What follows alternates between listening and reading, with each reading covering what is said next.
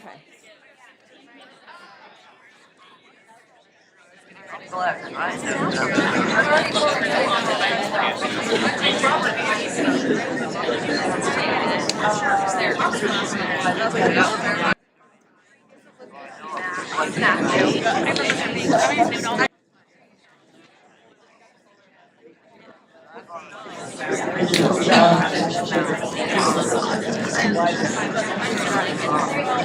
Yes. Yep. There's one here. There's one here. One up front still if you want a front seat. We'll just wait for the few more stragglers I see, and then we'll.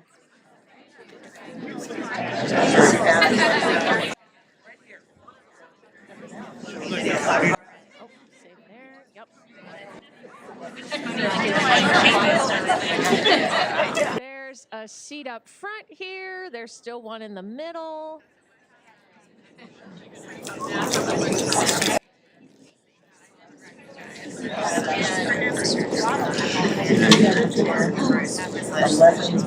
One right there. Yep. There's a seat right up front here. Right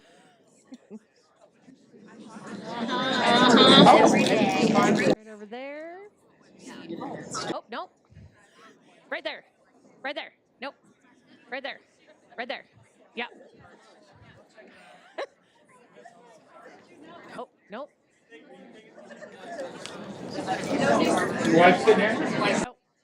There's still. Is there any more empty? One right here? Is that saved or no? Right here. Over here. Right here. Right there. Two. Right here. Okay. Yes. I guess it's the opposite of back in school where if you come in last, you have to sit up front.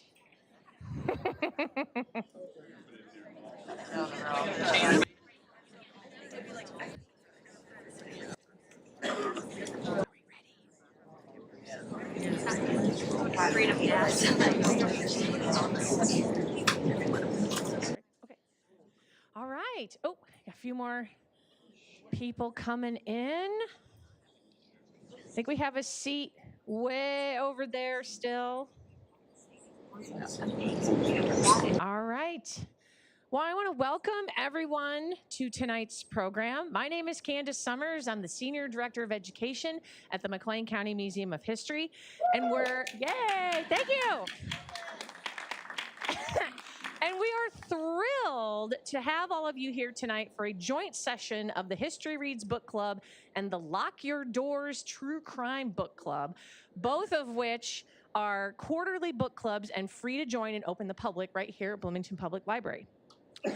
The book we have selected this month for this joint session was Reasonable Doubt, which investigates the brutal murder of 4 members of the Hendricks family in 1983. I don't believe I needed to say that because so many people in this room lived through this salient moment of local history. Tonight, though, we are fortunate to have the author of that book, Steve Vogel, with us. And he is going to share what he experienced as a journalist, reporting on it and living through that. Steve is a veteran print and broadcast journalist, columnist, and talk show host who covered every minute of the original trial described in Reasonable Doubt. With a bachelor's from Illinois Wesleyan University and a master's degree from Northwestern, his career has spanned print and broadcast news, radio programming, corporate communications, and newspaper column writing. That's enough? Coming book, Broadcast Live, 71 True Stories, including some I just as soon forget, which will be out next month. And it will highlight several stories related to the Hendricks murders, which we'll be discussing tonight. I want to remind everyone that this program is being live streamed and recorded. So if you don't want it to live on the internet forever, mind your P's and Q's, folks. And when we do the question and answer session at the end, you're going to see me zipping through this big audience, this standing room crowd only, with a microphone. So please wait till I can make it to you before asking your question. That way our folks at home can hear the questions along with Steve's responses. And with that, I'm going to turn it over to Steve Vogel. Thank you. I appreciate you all being here this evening, allowing me to be part of this. Actually, it's a one-year celebration of moving into this new, beautifully expanded facility. And our family has a bit of a connection to that because our son-in-law, Alex Cardona, was a president of the library board 10 years ago when this project really got moving. So it's great to see you all here tonight. And thanks too to the museum for being the co-sponsor of this as well. Can we adjust the volume on this a little bit, because I'm getting like this? Okay, can you hear me okay this way too? Okay, good. To the museum as well, and I hope many of you got to see the program that the Peoria PBS affiliate did not too long ago about the early days of McLean County history, because Candace, in fact, was interviewed in that program, and it focused first on the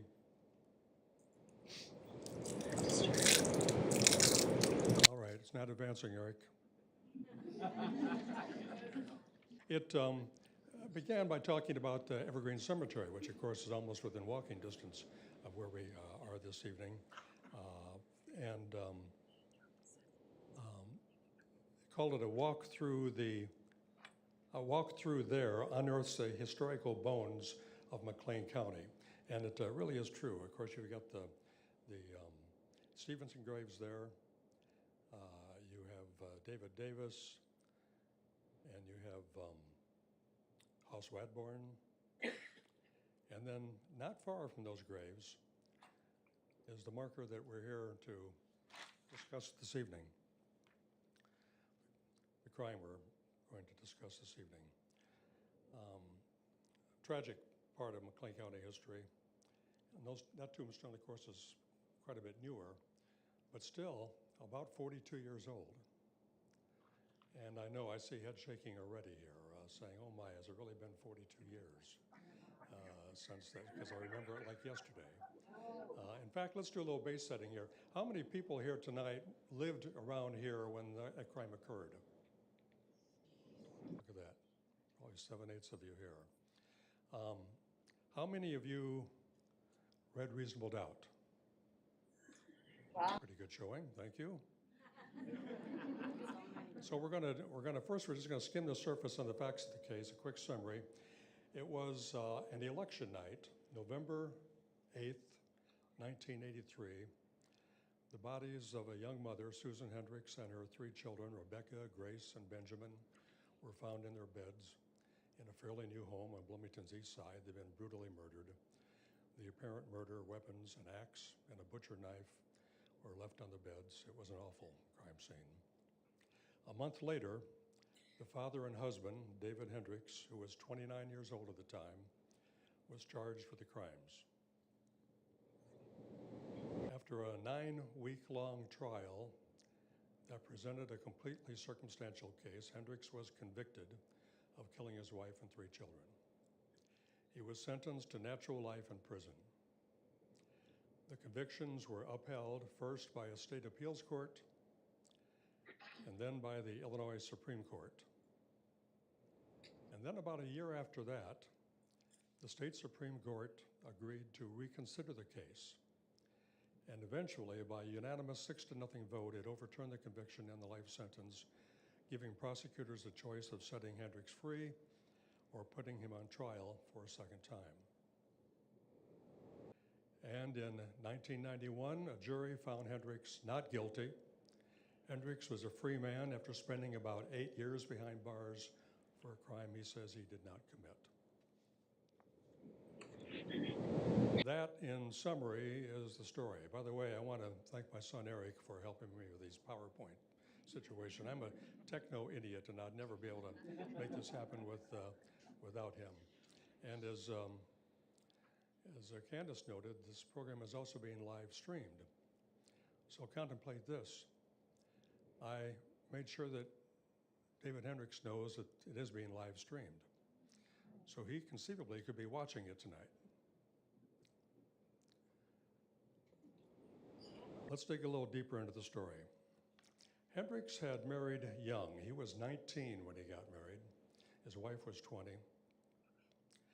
This photo was taken when they were in England celebrating their 10th. Their 3 children were 7-year-old Grace at the top, 5-year-old Benjamin, and 9-year-old Rebecca, who would be celebrating her 51st birthday next month if she were alive. David and Susan, all 4 of their parents, and most of their many brothers and sisters were members of a very conservative, almost primitive Christian religious group known to outsiders as the Plymouth Brethren. They had no ordained clergy, no churches, no specific organization. They were very family-oriented, a very inward-looking group. So it was a member of the Brethren who presided over the funeral for the 4 murder victims at Evergreen Cemetery.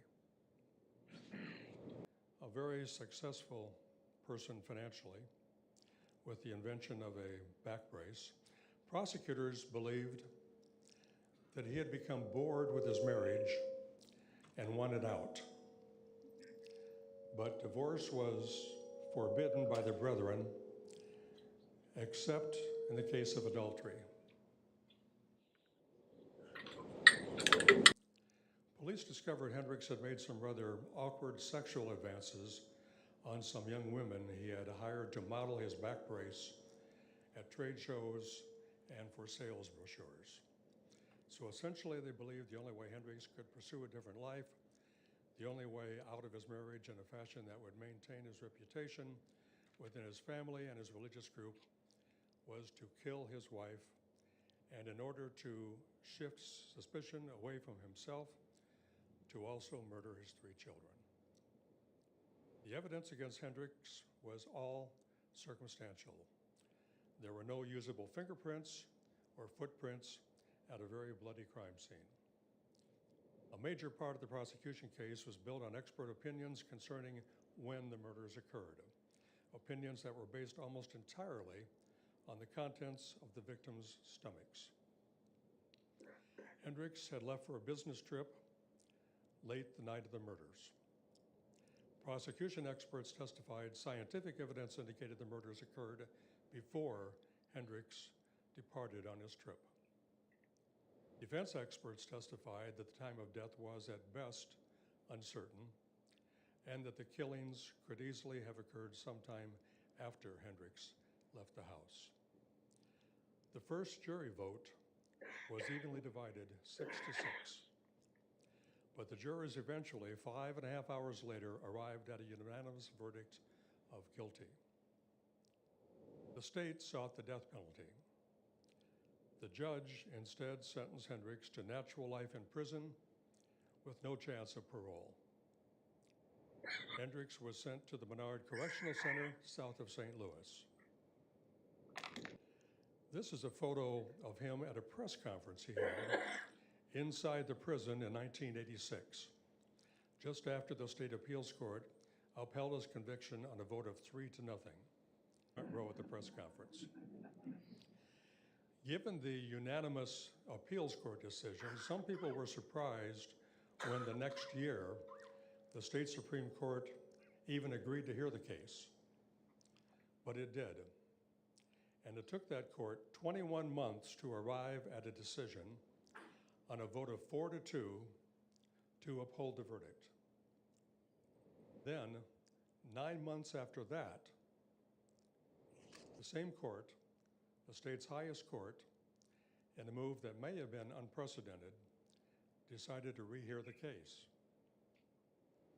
That rehearing took place almost exactly 6 years after the murders. And in the summer of 1990, the court overturned the verdict and sentence and ordered the state to either retry Hendricks or to set him free. The state decided to retry him. A 7-week trial occurred a couple blocks from here over at the Law and Justice Center before a jury that was imported from Decatur. It deliberated 10 hours and pronounced Hendricks not guilty. An hour later, on March 29th of 1991, the same judge had presided over both trials. Judge Richard Boehner had caused quite a stir with something he said as he sentenced Hendricks to natural life following the first trial. As I said, the state had sought the death penalty. But in his prepared sentencing order, Judge Boehner essentially said that as far as he was concerned, the prosecution's case against Hendricks had not been strong enough, had not reached a level of reasonable doubt that allowed him as a judge to ethically impose a death sentence. 1 week after the second trial, Judge Boehner appeared on my radio talk show. For more than 100 minutes, he took questions from me and from the audience, from the listeners. And here's a clip from that, if I can play it.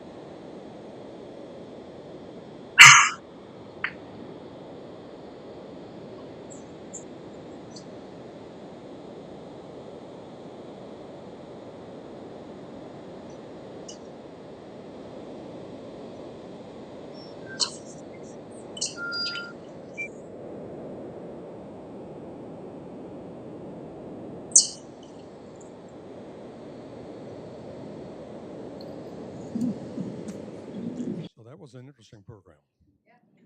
And then about 7 years ago, I presented a program very much like this in the old library. And who do you suppose was there but Judge Boehner? And of course, I had to interview him a little bit. Let's see if I can play that part of it. Fair.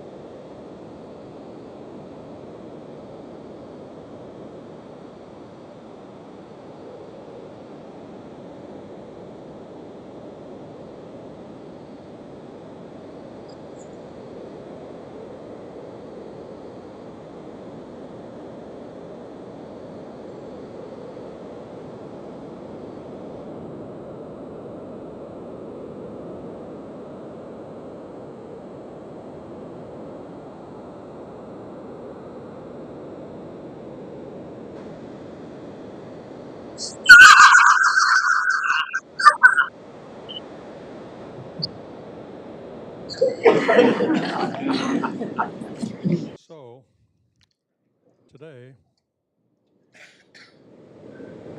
David Hendricks is a free man.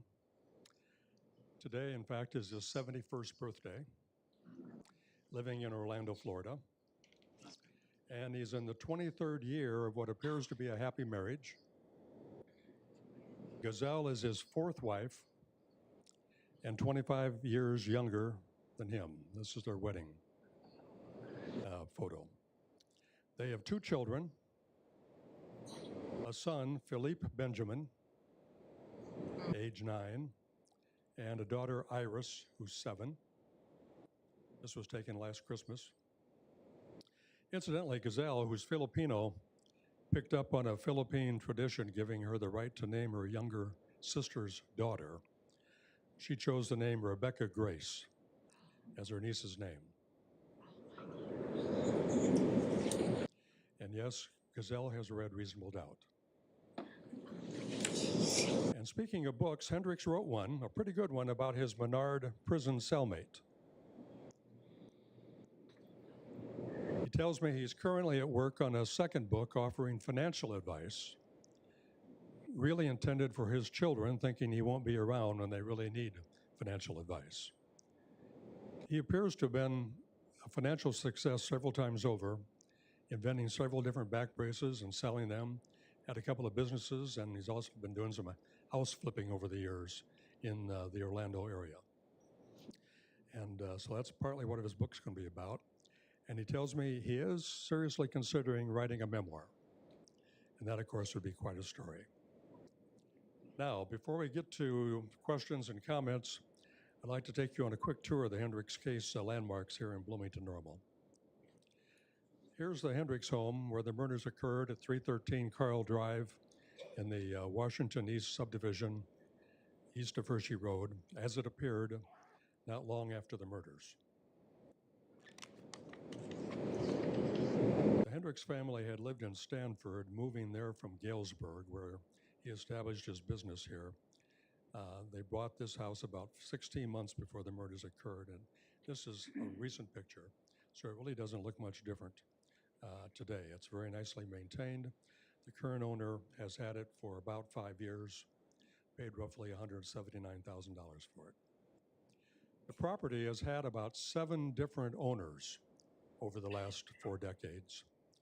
One of the more interesting facts is that one of Hendricks' models and her husband and their family purchased the home in 1992, and their family lived there for at least a good 10 years, and maybe longer. This is the house on West Kelsey Street, west of Illinois Wesleyan, that served as a meeting place for the local Plymouth Brethren. It contains a couple of apartments now. Back then, about a dozen families met for services every Sunday morning, every Sunday evening, and every Wednesday evening. This is a recent photo of the small building that served as the original office for Hendricks Orthotics business. It's in the 200 block of South Evans, not too far from here in Bloomington. It was a neighborhood grocery for lots of years before Hendricks bought it. It was a sign maker's shop a few years ago. Looks like someone's living in it now. And that's who lives there now. Okay. In about 1980, Hendricks expanded his patient care business and had several employees. It was located here in the small strip mall at the southeast corner of Veterans in Washington, where Jimmy John's is located. And this is where the Chuck E. Cheese's restaurant was located back then, where Hendricks took the kids to eat and play the night that he left on the business trip. This is in the Landmark Mall on East College in Rummel, the strip mall that contains a Kroger store. That restaurant opened about 8 months before the murders occurred, and it closed in 1989. The pizza the kids ate at this location was a pivotal element in both trials. The Freedom Oil Station, about a mile south of the restaurant where Hendricks went to gas up his car while the kids played on Towan Avenue, still there. Looks a lot different today. And here again is the Hendricks gravesite in the east portion of Evergreen Memorial. The viburnum plant there, I think, is a relatively new addition to it, the site. It's still rather startling to see a tombstone that marks the graves of 4 people and see that they all died on the same day. Family put November 8th as the date, confirming in their own minds that the murders occurred after Hendricks left on his business trip around midnight. Investigators at the time would argue the proper date is November 7th. Now, 2 more quick points before we go to Q&A. For those of you who are really into this case and you haven't been to my website, you should go there. There's a wealth of information available there at stevevogelauthor.com. Stuff that will really deepen your knowledge, a lot of primary source stuff. For instance, audio from that in-prison news conference that you saw a picture of, notes taken by the first detective who questioned Hendricks, letters that Hendricks has written to me over the years, that radio interview I did with Judge Boehner a week after the trial, second trial. It's all there. Lots of primary source material that you can dig into. And I also will repeat the plug. As Candace mentioned, I have a new book coming out a month from now. It's kind of a memoir, broadcast live, 71 true stories, including some I just as soon forget. And 3 of the 71 stories are kind of related to the Hendricks case. So you'll find those interesting as well.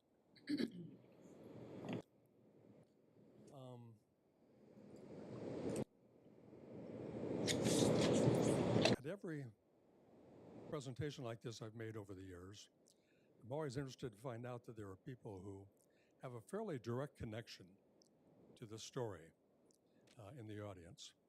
And I know that to be true tonight, specifically because someone that I have never really talked to about this case man to man is here this evening. And that's the man who was the deputy coroner at the scene that night. And of course, he's now the mayor of the city of Bloomington. Dan Brady, will you come on up here and I can talk to you?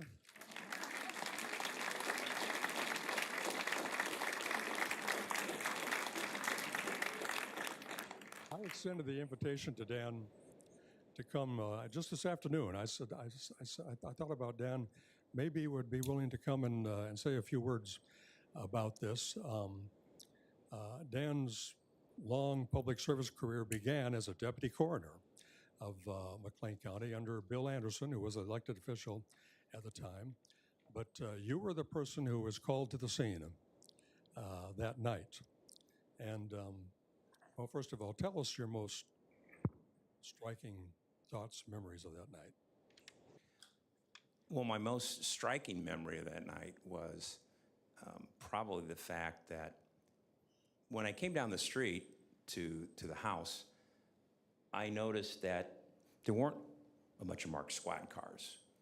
And what struck me was there was a couple cars I could identify maybe as unmarked detective cars. And that really was it. I thought, well, that's odd. Maybe the dispatcher got this wrong. This cannot be a homicide of what they said. In any event, when I then arrived at the back, Mike Hibbins was the Bloomington patrolman who first responded. And I can't think of the detective, but Denny came later. Denny came, well, I shouldn't say it a little bit later. He was in the house, I think, at the back end. But Mark Bagnell. Mark Bagnell was the other detective. In any event, and we just visited for just a little bit, and then we went into the house so I could make the official pronouncement of the time of death and things along those lines. And as we went up the stairs, I can remember the flashlights shining as we went up and just illuminating just footprints that when I say footprints, you could tell carpet. The officers that walked up before me is what I'm getting at. And so that certainly is something that stayed with me all these years. And the other that stayed with me, of course, obviously, was Susan in her bedroom and the kids down at the end of the hall. And so one of the things when we went back out and we began doing what we had to do, shortly after that, David arrives. And myself and Denny O'Brien went to tell him. And I can remember him coming up and he was saying, "What's wrong? What's wrong? Something's wrong. I know something's wrong." And I'm thinking, how's he know that? But anyway, and then when we stepped forward, we introduced ourselves and said that his family was dead. And he just looked and said, "All of them?" And I said, "Yes." And he said, "Even little Benji?" And I said, "Yes." And little Benji got it the worst. He either awoke or he tried to fight back. And I thought, you've just been told your entire family's dead. That's the only thing you ask me? And the detective? And then my other job after that was I took the stomach contents after autopsy across the country to all the experts. And at that time, you had to think, forensics were just coming into the field of things. And from the scene to my travels with the stomach contents, which after the first trial where he was convicted, played a vital role, because what I believe that that David forgot was that the body still tells a story after death. And the kids were telling a story. And their story was our digestive systems had stopped. And you had said that you weren't with them and they were alive when you left. According to the experts, at least our expert sides, that was impossible. And what did we find? We found parts of a vegetarian-style pizza from Chuck E. Cheese. And we put all that back together. And the other thing I always had trouble with was how someone comes into 313 Carl Drive, doesn't break into a house, finds a 36-inch long-handled axe in the garage, takes the butcher knife from where in the kitchen it was located, goes up to the bedroom, kills 4 people, leaves the axe and the butcher knife at the end of the bed, stages a burglary, nothing taken, but stages the dresser drawers are pulled out to look like, people were filing through things. And that was done after the fact because there's no blood in the drawers, which had been done the fact of there was something going on during that and they were really looking for something. Blood was all over the walls. It would have been in the drawers if they really came there for that purpose. So those and many other things on my side of the story, Steve, is I have no reasonable doubt in my mind that David Hendricks committed those murders. Is there anything about the case that you know that the jury didn't learn or the police didn't learn as the years went by that you think is important for people to know at this point? I think there was a neighbor that, I don't know if the statement was missed, I don't know, but he claims, and I think he was at one of your forums at the museum and stated that I never got asked, but I was home. I could have told you David was home when he said he was gone. I saw him. I think that was missed. And in the second trial, I think the reduction of the stomach contents was reduced down because in the first trial, after they polled the jurors, if memory serves me correctly, they said one of the main things was the stomach contents. That alibi got shattered when the bodies were saying it couldn't have been possible. If we were alive when you said we were, our bodily functions would have been working. The stomach contents and the clearness of olives and tomatoes and what have you, shortly after they ate, they were dead. And that doesn't fit with what he was saying. So you heard the question I asked the judge. Has Lady Justice served us well? And it sounds to me like your answer is the negative. Correct.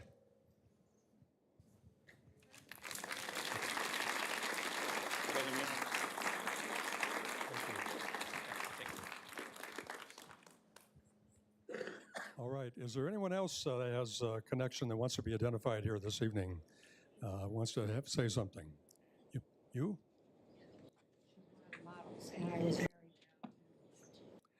All right.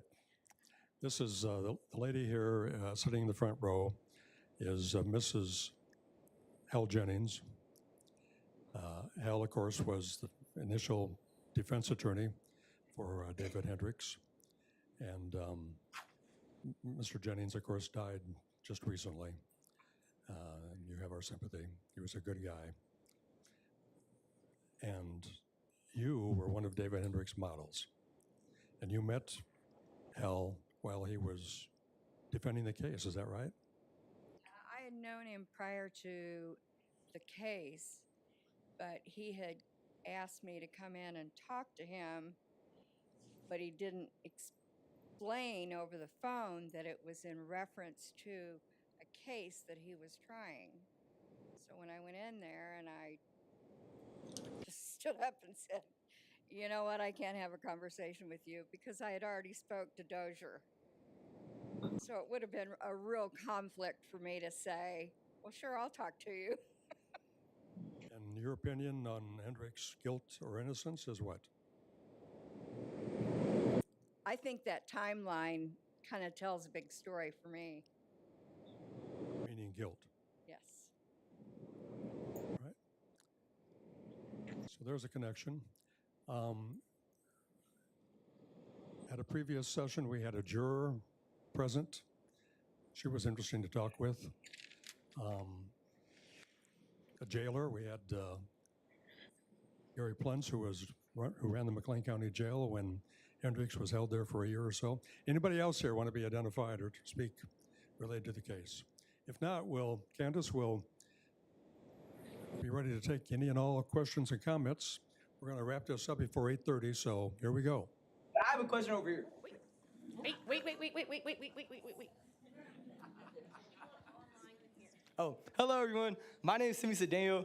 It's a local case I've been studying extensively for quite some time now.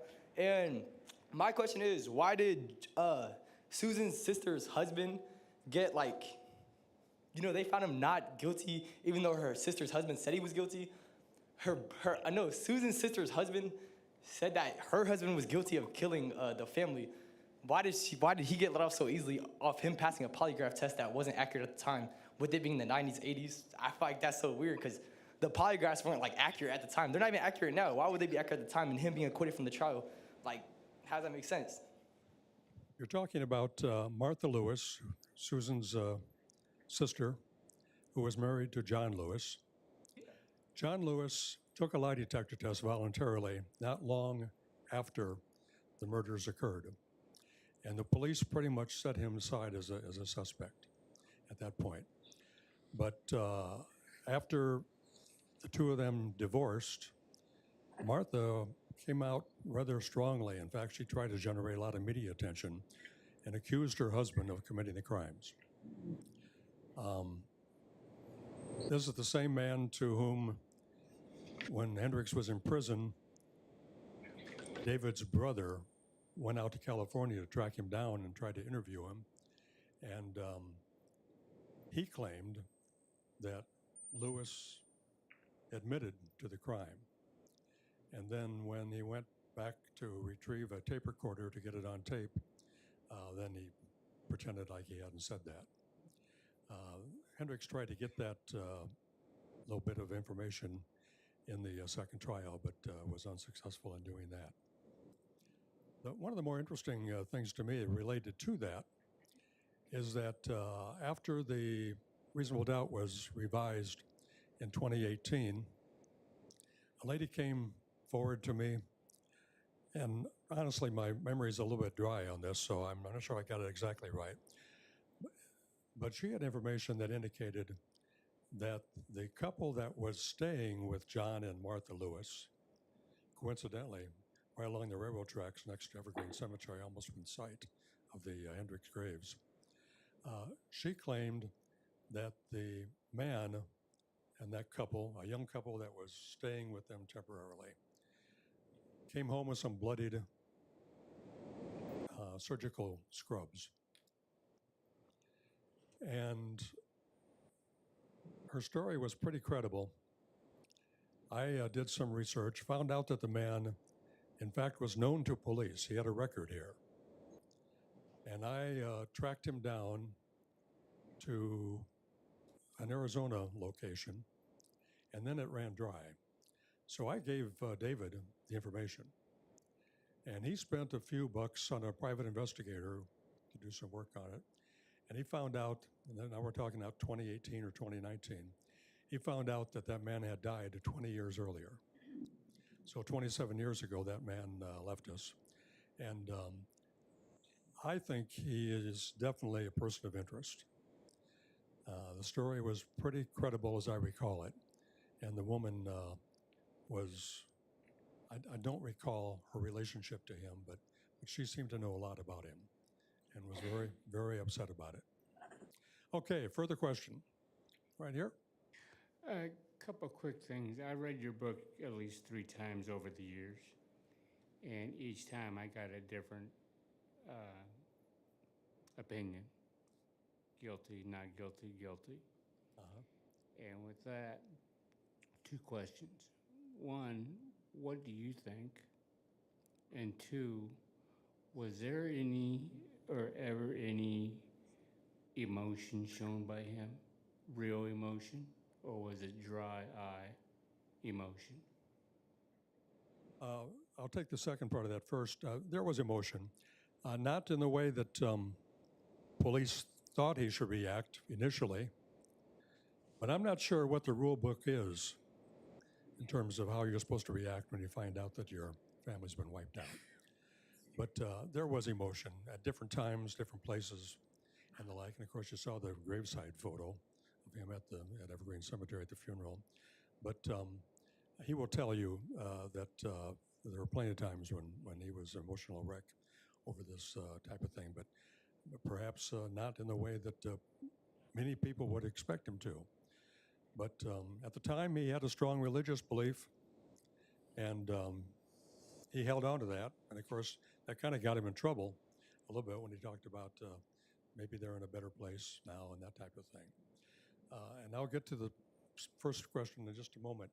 But among the very interesting things on that website is a rather lengthy entry where is discussed the fact that on the tombstone, there's a blank spot where there was going to be a Bible verse that was going to be put in there. And that became a subject of some controversy because he believed whatever he put in there would be misinterpreted somehow. And there was an exchange of letters with me, and then he wrote a poem about it, and then he wrote a letter to the Pantograph about it and told about what he was going to put on there and why he didn't. Anyway, that's all on the website. Pretty interesting to see. Now, sorry, Mr. Mayor, I think he probably did not do it. I'm only about 90% sure. I have no way of knowing that. But I think it is probably not the murder of his children. I say that for a number of reasons, and kind of ascending importance. First of all, there was no physical evidence against him. Now, there was no physical evidence against anybody else either. It was what detectives said was, or experts said was the cleanest bloody crime scene they had ever seen. And it's interesting to speculate about how different it would be today in terms of investigation if the crime occurred today and the technology that's available, forensic technology, but even just video surveillance. I mean, these days, if something happens on your street, someone has a picture of it. And so the evidence would be a whole lot different. But there was no physical evidence against David Hendricks. Secondly, I don't get the motive. The motive makes no sense to me. The motive that you had to kill your family to get out of a marriage. And I don't know what other motive there would be. That's the best the state could come up with. Third, so far as we know, he's never had any, I'll call them psychotic episodes. Certainly didn't during prison, hasn't since, as far as we know. He's got a young family. Everything seems to be fine. So it's not like he probably snapped and did something that he doesn't know he did or had a bad night, you know. It doesn't make sense. This is very subjective. I have spent quite a bit of time with him on several occasions. And I just don't think he seems capable, likely to have done it. If he were your next door neighbor, I think you would like him. He has a good sense of humor. He's very bright. He's a very good writer. And it just doesn't seem, I mean, he loved his family from everything I tell. It just doesn't make sense that he would do it. But the most telling reason for me is that both of his dead wife's parents stood by him every minute. Both of his parents stood by him every minute. And his six brothers and sisters, all stand by him. And her 6 brothers and sisters all stand by him. Can't believe that he would have done that to his family as they knew him with his family and saw him. So, again, I could be wrong. I don't know that we'll ever finally perfectly know the truth unless someone has a deathbed confession. But that's where I stand on it after thinking about it a lot over the years and talking to him quite a bit about it several times over the years. Next question. I have a couple of questions. The first one is, I gather that, my understanding that the difference in the verdict with the two cases, the two trials, is because they took away the information that led to a motive in the second one. And I'm wondering... Involving the models and religion. Yeah, the models and religion. And that was the judge's decision, is that correct? Well, no, that was the state Supreme Court that said you can't include that.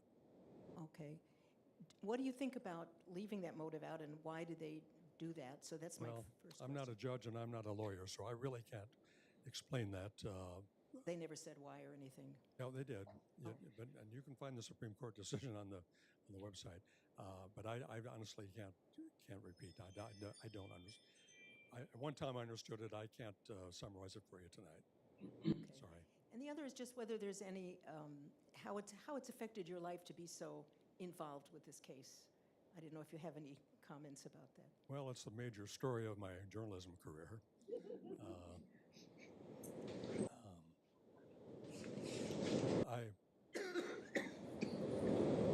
My graduate degree is in print journalism. There I was working for a radio station. And as many of you will remember, Hendricks got arrested in December of that year. And then he didn't go on trial for a full 11 months. And both sides were very closed-mouthed about it. There was hardly anything in the media about what the cops knew or what the motive was or what defense did Hendricks have. Neither side was saying anything of consequence at all. And it's when I got probably, well, the jury selection took at least a week, I think. And then when we got a few days into the trial, I realized that this was a heck of a story. And that's when I said to myself, well, if you're ever going to write a book, if you don't write this one, you'll never write a story, because it kind of fell in my lap. So I began taking more copious notes and wound up with a book. Yes, sir. Are you still in contact with them, and can we poll the audience, guilty or innocent? Am I in contact with Hendricks? Yes. I emailed him to let him know that this was being live streamed. In fact, David, if you're watching, you've got my phone number. You can call in right now if you want to.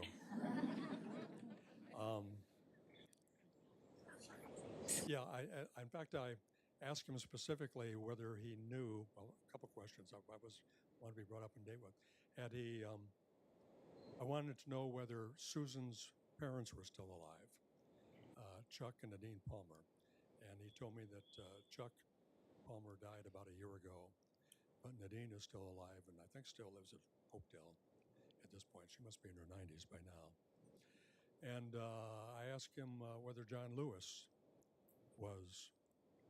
is still alive. And he says, as far as I know, he is. I haven't heard differently. And I said, what about Martha?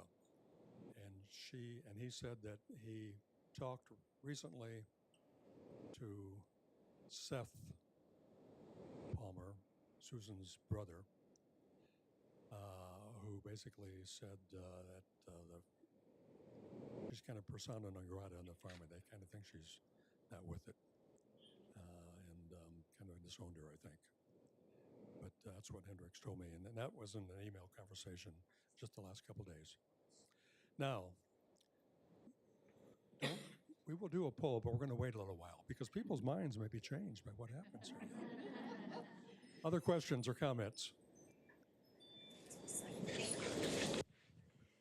Not that I want to sway your opinion or anything, but given that I'm thinking of two recent cases, the Chris Watts and the Scott Peterson, one in Colorado, one in California, where they annihilated their families and pregnant wives. it does happen. And there were no signs, no, no evidence. Chris Watts confessed, I guess. Fair point. And there was Scott Peterson, they found a couple of things. Fair point. Would that sway your opinion at all, knowing that? Now, I know some of the details are a little different. As far as I know, they weren't, religious people or anything. But anyway, No, just a thought there. Yeah, it is. And I've never lost sight of the idea that it happens. No question about that. My question is, he's had 2 ex-wives between Susan and the one he's married to now. Has anyone talked to them and gotten their opinion, their feelings? He was married to while he was in prison. The question is, have I talked to them or? Does anybody have Oh. a statement from those? Yes. Okay.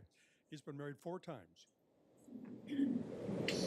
Now married 25 years to the last marriage.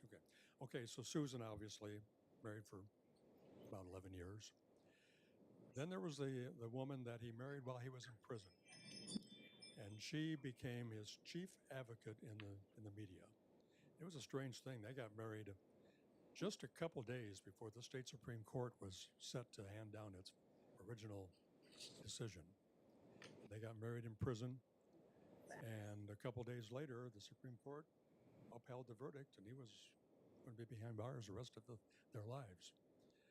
But Pat was a divorced woman who had taken up with him via letter. She was working with some church ministry or something. Anyway, they connected and developed a relationship. There was nothing like conjugal visits or anything like that at Menard, but they got married, and she was an advocate for him right up through the second trial. And then about a year or a year and a half after that, they got divorced after he was freed. They lived in Ohio. And then not long after that, David basically said he was having a midlife crisis. I think he owned a Corvette and maybe an airplane by then, too. He was back in business. And he met a young woman who was beautiful, he said. And they were married after a short courtship, and they were married for only less than a year, about 11 months, I think. And he said they just never, connected. So that was marriage number 3. Marriage number 4 was kind of an internet thing. He had met a lot of Filipinos in some tennis group he was playing in Orlando, and he found out that there was a website for Filipino women who were looking to meet European or American men. And he had carried on conversations on the internet with a half dozen of them, and then identified somebody he would like to meet in person. So he and his brother went to Manila, and Gazelle was the second young lady that he met there. And at that point, he decided he didn't need to see the remaining 3. A year-long courtship, so to speak, involved getting proper immigration papers and all that. And they were married in Orlando. And they have a habit of going to the Philippines every couple of years. And last I knew, her mother came to visit them for a number of weeks each year. He had a vasectomy, tried to get it reversed. Bottom line is the 2 children they have are in vitro. And 2 young children who are great kids, I guess. Candace, where are you? Okay. In the book, you talk about prosecutor Ron Dozier having his own doubts about the guilt of David Hendricks. And then, I'm sorry, I don't have the chapter number, but you end one of the chapters saying that Dozier no longer had any doubts. He knew Hendricks was guilty. And I'm not clear to me, was there something specific that had happened in that chapter, or was it just a variety of things that led him to that conclusion? My honest answer is I don't remember or I don't know. One of the remarkable things about this case was on what was to be the eve of the trial, he and Hendricks had a face-to-face conversation. And there was a tape recording of it, which disappeared. But I reconstructed it in the book based upon my interviewing both Hendricks and Dozier. And Dozier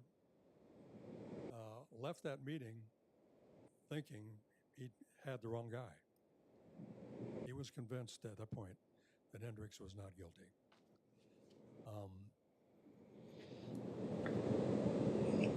Some of you may know Alan Sender.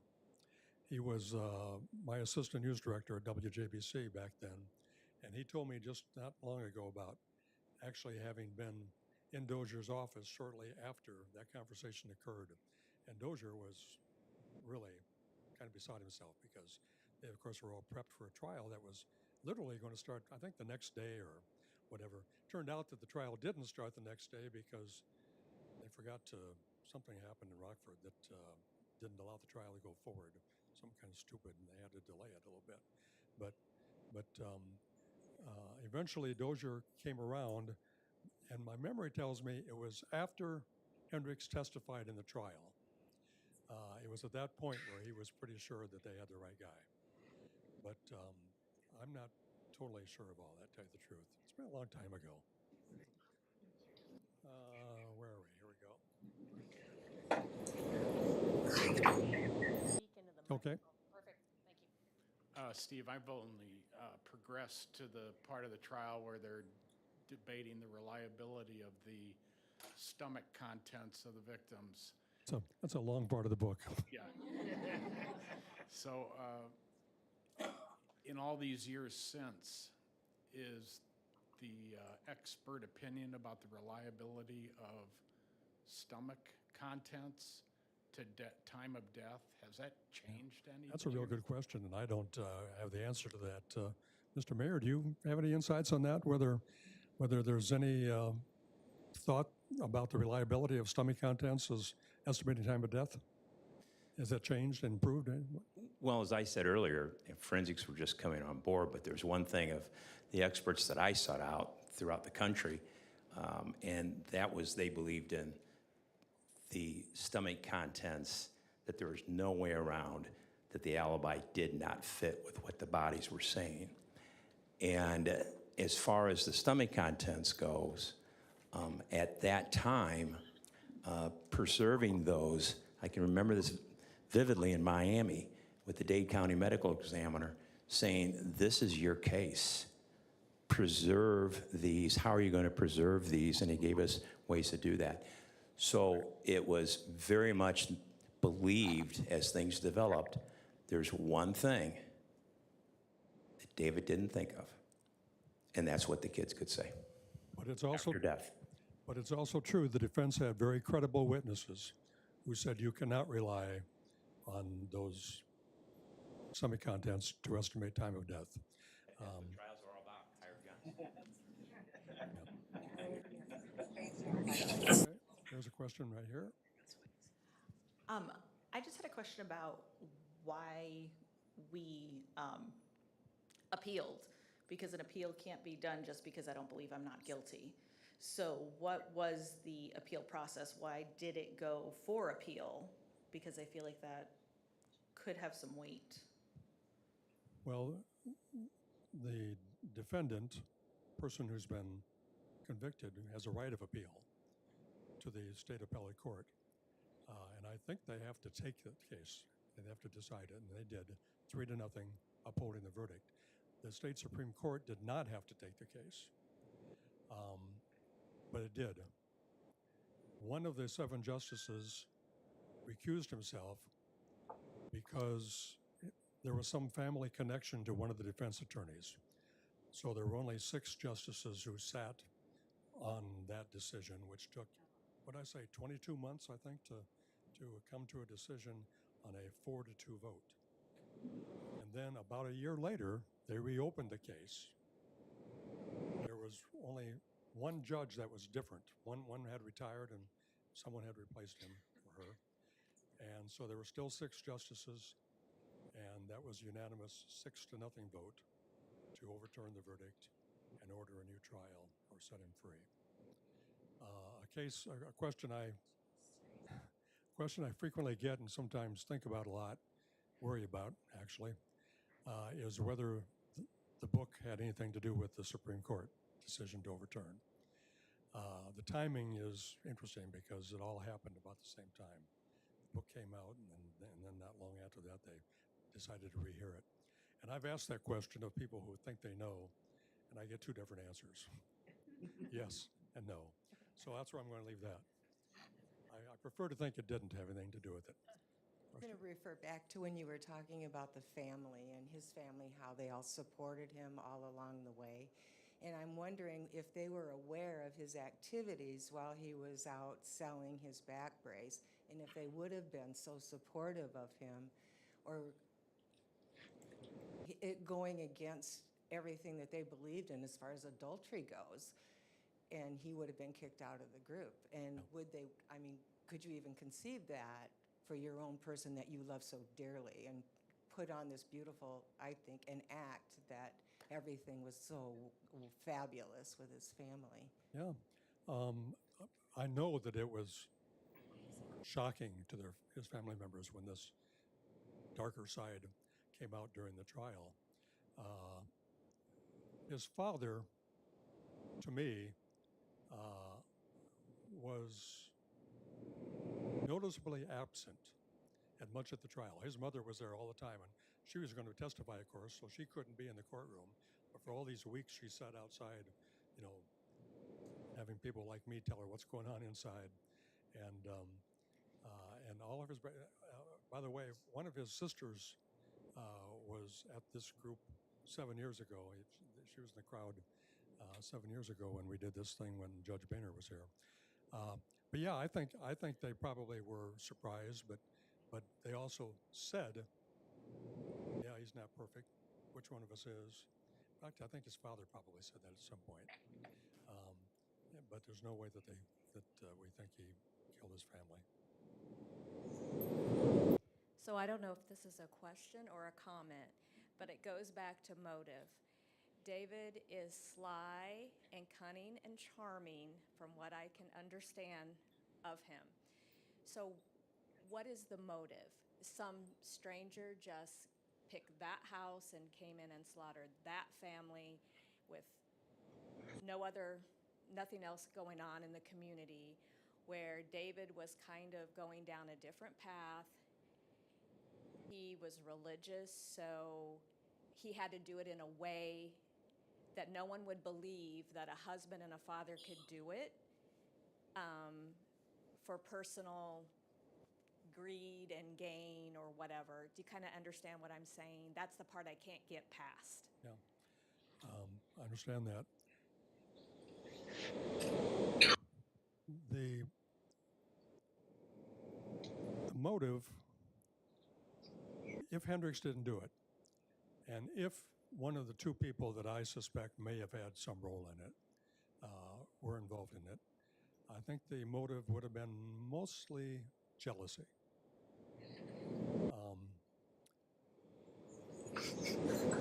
David Hendricks, in his second Supreme Court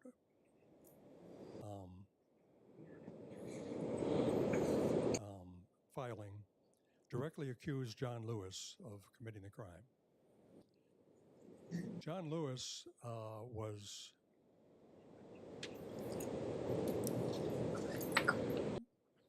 kind of an outsider with the family. He was kind of a lone wolf, and never was very jealous of David's success.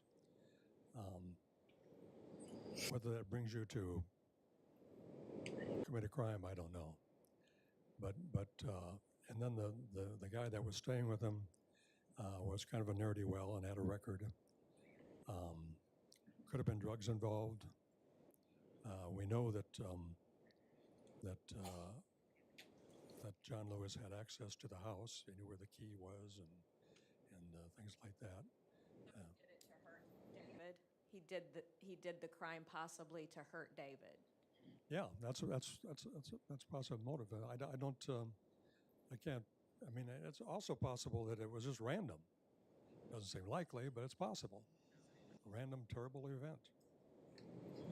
That happens too, you know.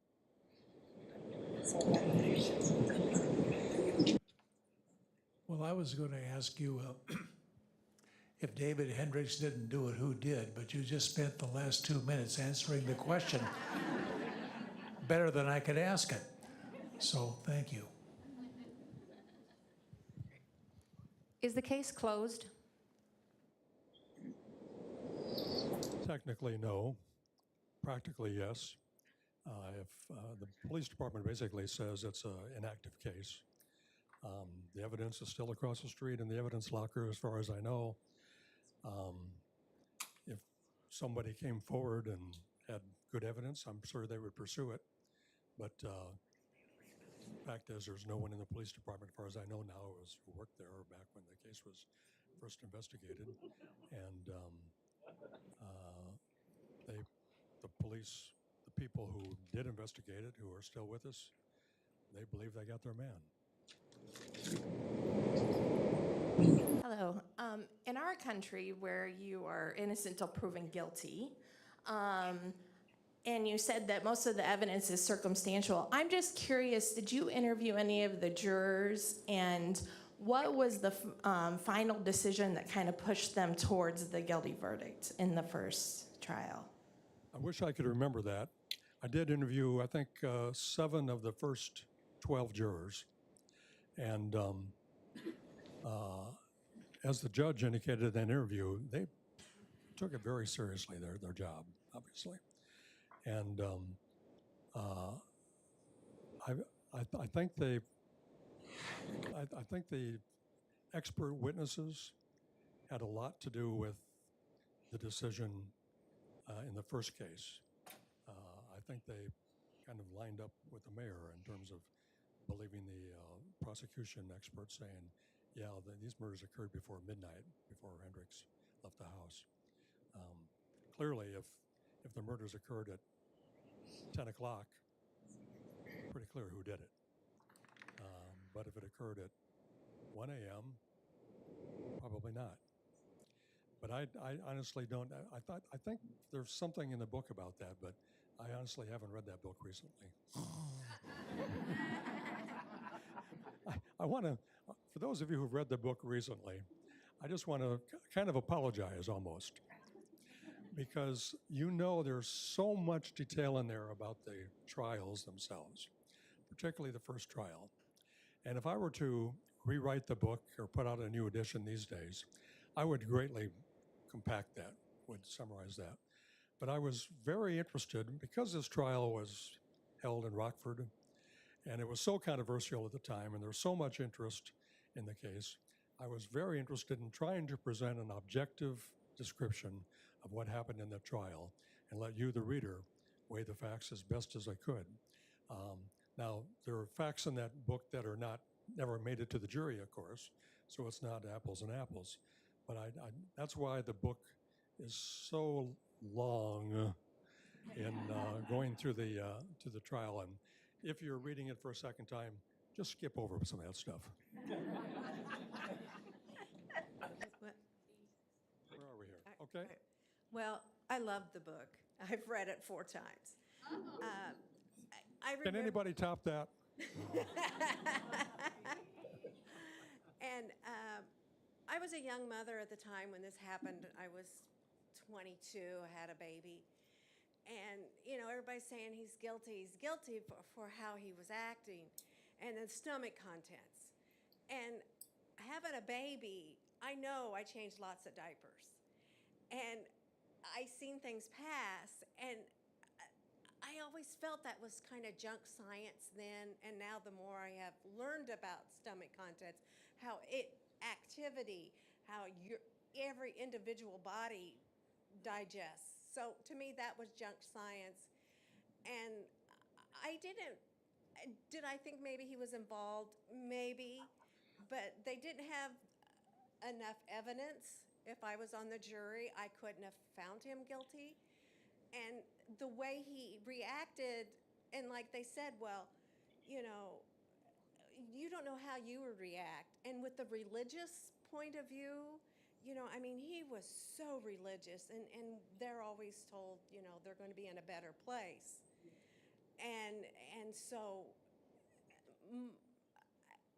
I hate to say, but I really don't think he did it by what the evidence that was presented to him, to the court. So you know, I'm kind of with you. You know, We're friends, we disagree. we're in a book It's club. okay. We read the book as a book club just a couple of months ago. So, Thank you. and we truly enjoyed it. But that's kind of how I feel about it. So I don't know if that changes anybody's feelings. I hope you read the 2018 edition. For those of you who haven't read the 2018 edition of the book, actually all I did was add a couple thousand words and a few pictures to it. But the library has several copies. Get a hold of it and read the last chapter, because it just has some very intriguing stuff in it that are like coincidences and the like. It's kind of entertaining stuff, actually. Sir? Steve, I have this little vapor going right behind my eyes that I've got to give some air to. And this goes to the issue of motive. And the prosecutors evidently very heavily reliance on the religious conviction of this man. And in Christianity, and in my view, probably the more Christian, quote, one thing that plays very heavily in the Christian religion is the shedding of blood and sacrifice and redemption through the shedding of blood. And my question is, when you examined the prosecution's attack on this aspect of his life, do you have any recollection that something of that nature might have come up? I don't think so. I don't recall anything like that. I did write down the two epitaphs that Hendricks considered putting on the tombstone. And they have a little bit of a connection to what you're talking about. This is what he was thinking about putting on there, and then decided not to because he thought they would be open to misinterpretation. One is, with Christ, which is far better. And the other one is, of whom the world was not worthy. Both of those kind of speak to the idea that there's a reason that they were taken away from here. Thank you. I just have, I guess, kind of two questions that kind of tie together. And it's just that when they removed what they were calling the motive with the religion and then what was going on with his job before the second one, I guess one thing about that is that, this person on trial, that kind of who he was his family, his religion, and his very successful job. So it just seemed odd that they took 2/3 of that away and then the family was gone. And I guess my question's leading to, like you said, there's stuff sitting over there today. If somebody would take it up, do you think with today's technology, if somebody was interested, they might be able to find out other things, or is that not? That's a good question. Of course, there'd have to be reason to do it. You'd have to believe that. They haven't found anybody yet, so that seems like a good enough reason. Right. Except that the history of the department is that they did find the culprit and justice let him get away. Yeah, I mean, it's interesting speculation about whether there's any technology now that would turn up new evidence based upon the physical evidence that's sat there now for decades, of course. Okay, let's take two more questions. Steve, I read your first book and was totally convinced that David Hendricks did it. Then after reading your second edition, I was totally convinced John Lewis did it. And basically, because he had a key to the house. He knew where the axe was because you said he had borrowed the axe to chop wood. He was extremely angry because his wife was not invited to the baby shower that Susan went to. That's right. That night. He was jealous of David's success and the money they had. He worked in a hospital, I guess, and had access to scrubs. Worked at Brokaw, yep. And told his wife to wash the scrubs, but the doctor they had gotten them from actually hadn't been at that hospital for 4 months after that. And then Jim Hendricks goes out to California and interviews him, and the guy actually admits that he chopped up his family. Now, to me, that's more evidence than David Hendricks ever had, or, and I'm surprised the Bloomington Police Department would not go after him or, look into it. That just seems so obvious. Fair comments, and everything you described there was accurate. John Lewis, I was stationed outside the Hendricks home the morning of the murders just being discovered, and so it's like 6 o'clock in the morning, and the person I later found out was John Lewis. Came up to me. I was in a radio station car, and he told me that he had seen the photo of the house on the front page of the Pantograph. He had been at work at Brokaw, and he had seen the Pantograph, and they had a photo, very short story, at Deadline, and on the front page of the Pantograph, back when the Pantograph was printed here in town, and they could do that type of thing. But he had seen the house, recognized it, and came over and said he wanted to see what was going on. That's about all he said, as I recall.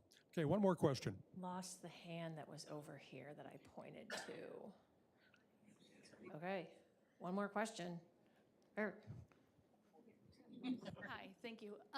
So I went to school with Becky and Grace and Benji.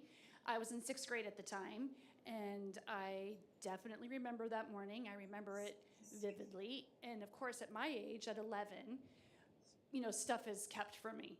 Growing up over the years and reading what I do know about the case and the gruesomeness of the murders, I guess as far as motive is concerned, if he's only trying to relieve himself with his duties with his family, what is the psychosis and the psychology behind somebody who murders their children and their wife that way if it was just based on not wanting to be married anymore? Yeah, I don't really have a comment on that except to say I think you're on. It just makes sense to me in many ways. Okay, I hadn't forgotten about the poll.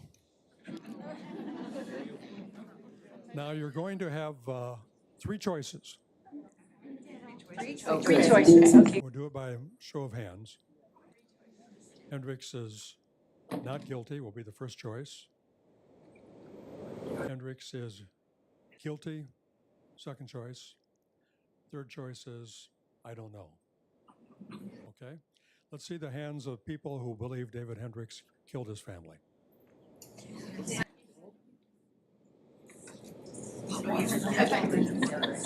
Okay. Guilty. Yeah, this is guilty. Yeah. Guilty first. Yeah. Guilty first. Okay, so roughly half of the audience here. Okay, hands down. How many believe he is innocent of the crime? Only a few. And how many don't know? Uncertain.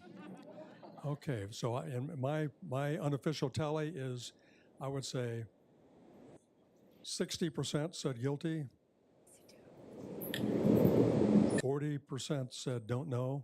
Mm-hmm. There's a few in there that said innocent. So there you go. So it remains a mystery. We probably never will know the whole story. If we do, it'll be a big story. I thank you for being here tonight. I encourage you to read this book. I promise that there's no part as boring as the middle part of Reasonable Doubt. It's going to be published a month from now. Thank you.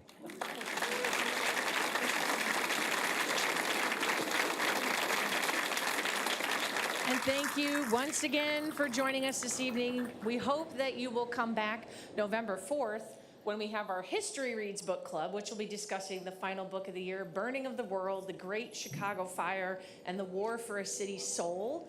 And the True Crime Book Club on December 15th, The League of Lady Poisoners, Illustrated True Stories of Dangerous Women. You can find everything about those book clubs on the library's website and the museum's website. Thank you once again.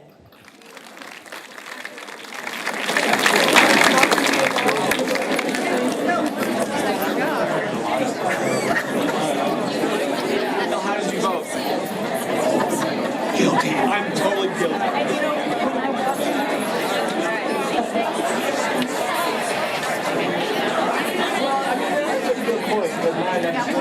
Your picture while you're doing it.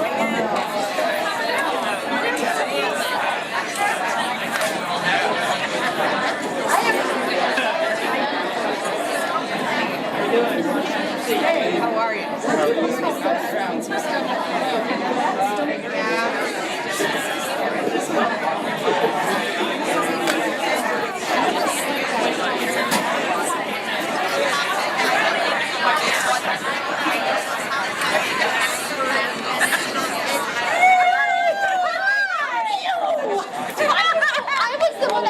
You, the one that just, my sister, I said, Angel went to school with one of them. That was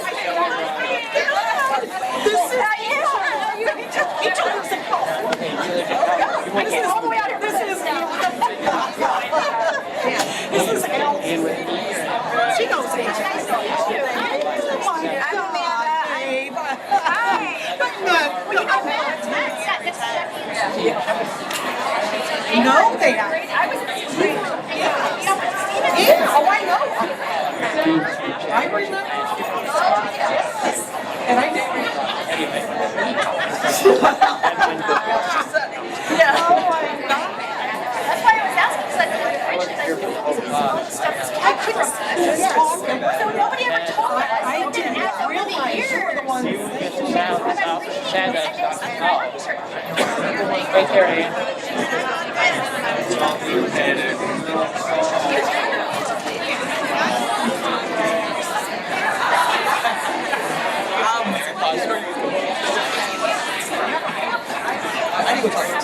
And I even told Amanda, I said, from that night on, that bar.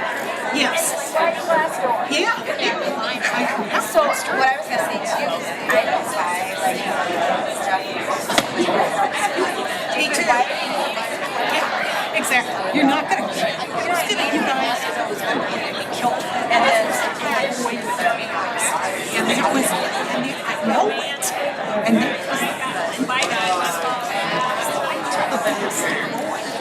so was there families that he did and then to say yes, yeah, right, yeah, that's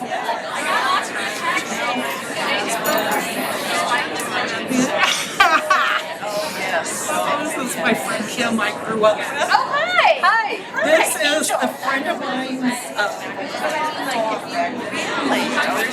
yes. What was your you know what, I knew that. Because I know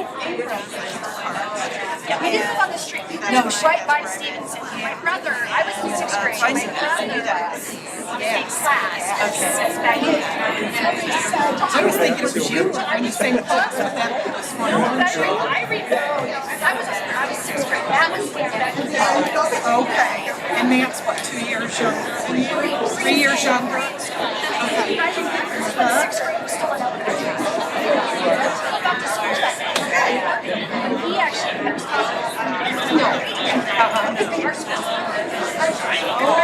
yeah. I lived on Jersey. With a roommate of mine in the Stevenson area. Oh, how are you? You don't ring. Okay, yeah, when you come yeah. This is my girlfriend. This is my girlfriend. Nice to meet you. I grew up with. Yes. Because your husband had the book. Oh, yeah. And you get people that. What did I say? I was like,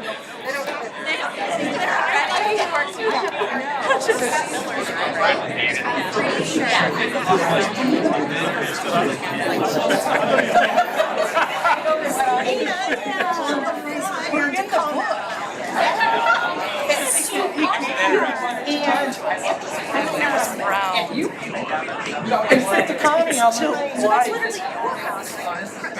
Yes. So was it freaky in there or what? Well, it was up for sale like 5 years ago. But the next one.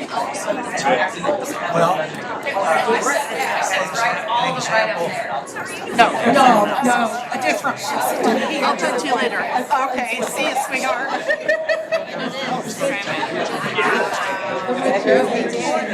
They did. I don't think it's as bad now.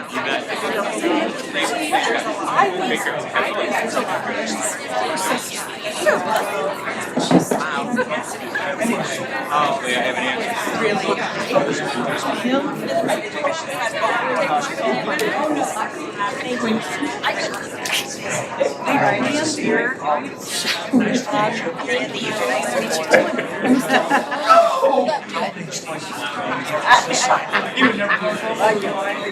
This is how freaky it is.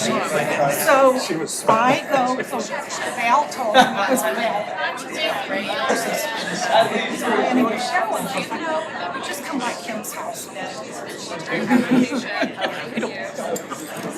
she's like, oh, just come by. There's no interesting stuff going on, blah, blah, blah.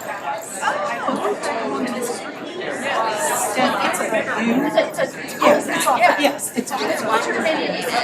it's just like it's the next one over. It's a Marriott. So good.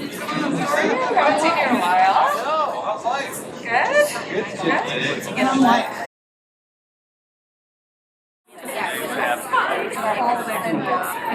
And it was very big. I'm still going to have